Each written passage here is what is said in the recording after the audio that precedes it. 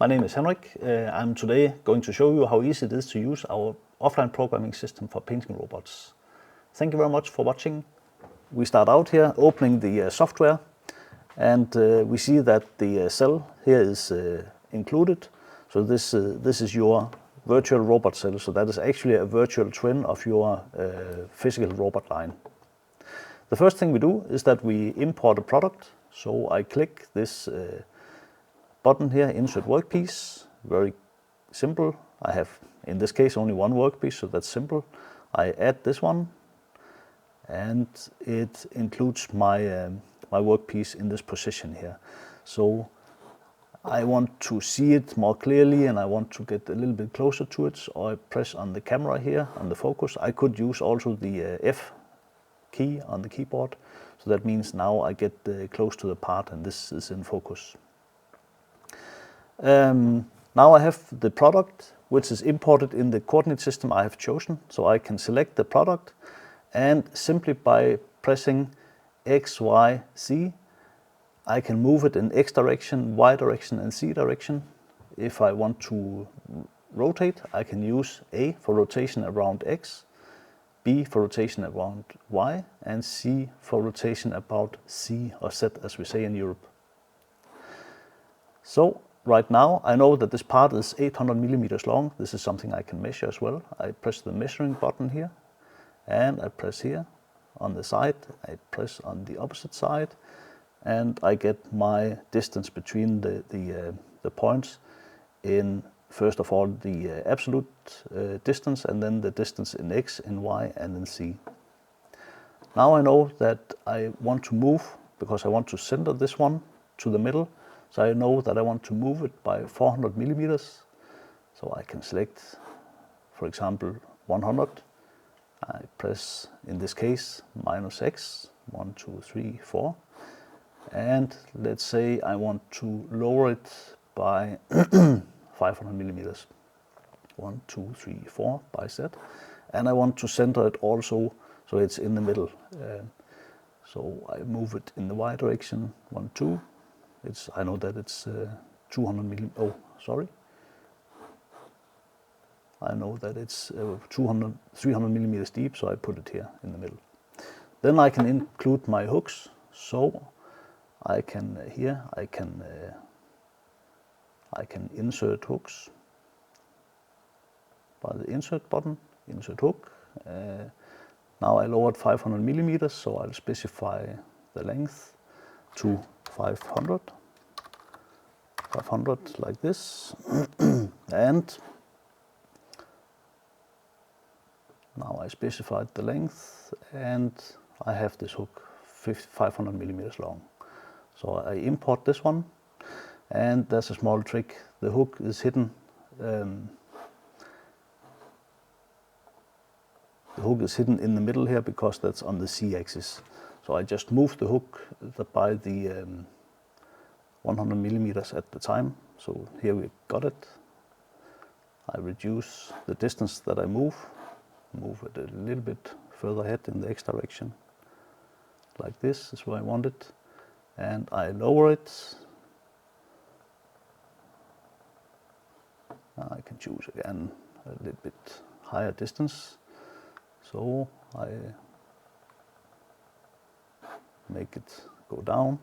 So now we are approximately where we hit the part, and I can now I can now copy the hook. So I use the keyboard here, Control C, Control V, and I move it in the -X direction.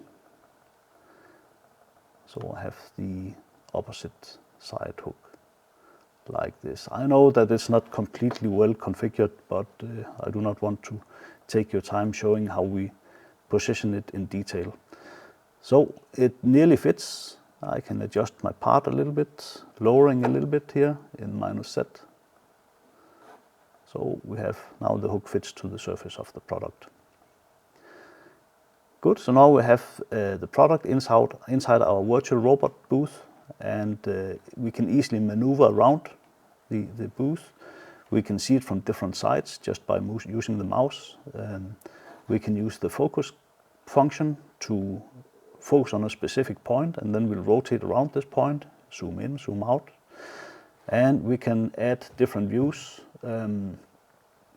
like having 4 different views where we can see it from different sides, like this. So we can go back to one view, like this.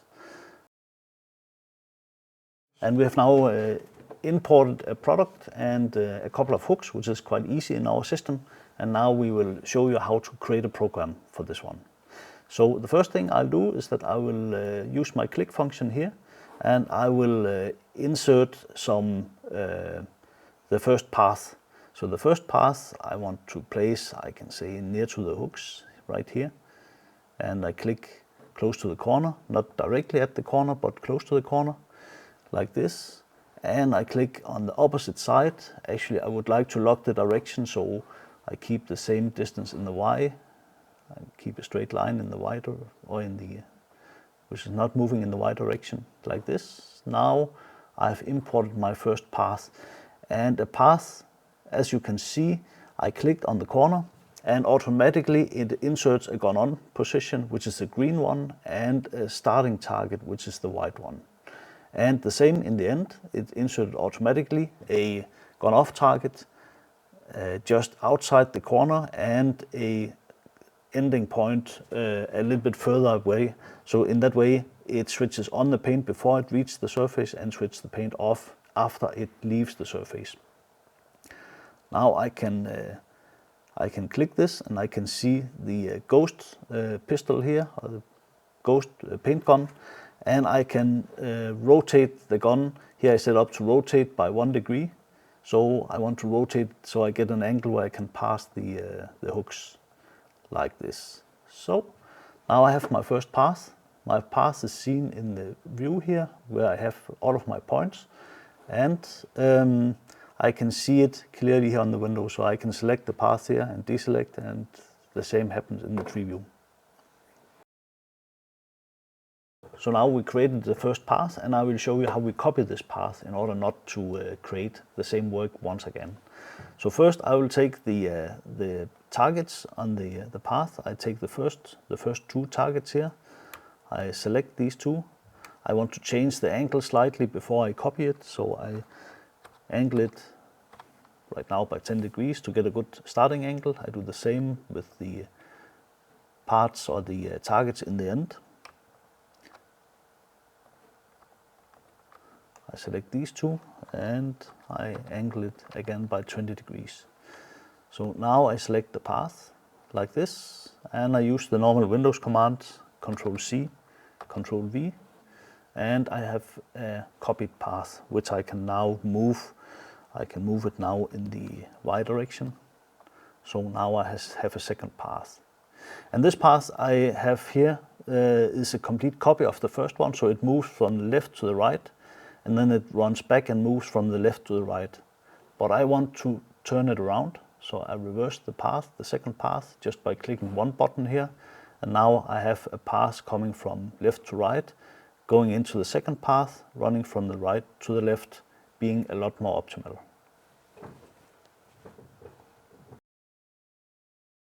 I have now prepared a program for you, not to keep you waiting for too long. And now I want to show you how we can check if the robot can actually do the program.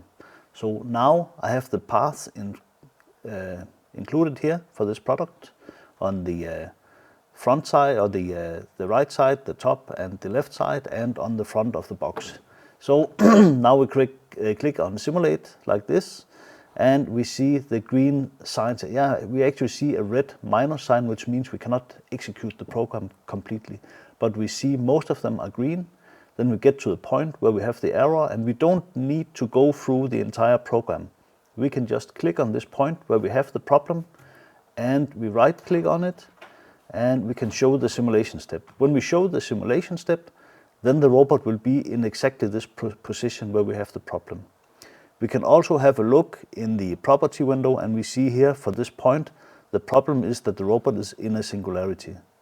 Okay, for those of you who knows what is a singularity, you know that probably axis number 5 is going from plus to minus, or vice versa. So the way I want to solve this is to insert an additional point. I do it by selecting the target where I now have the problem, And before this, I have a button here. I can insert a new target before the selected. So I do this. With this target here, I move a little bit away and I just use my shortcut, move in the Y direction here, and I let the tool be clearly and orient the tool a little bit. And I see if this helps me to get a supporting target. No, it didn't. But since I know it's a singularity, I have the impression I might need to use a joint position to get there. Insert join, good. Now we're done. The program is feasible, we can execute the program. So now I rewind the program and I deselect the tool and I can show the simulation. So now we see what the robot is actually doing.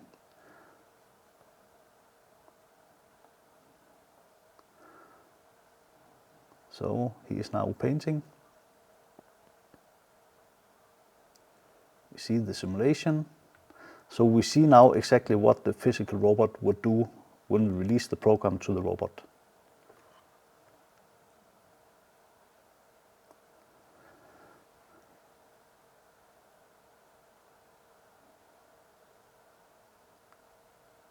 And while waiting, we can easily change the speeds on the way.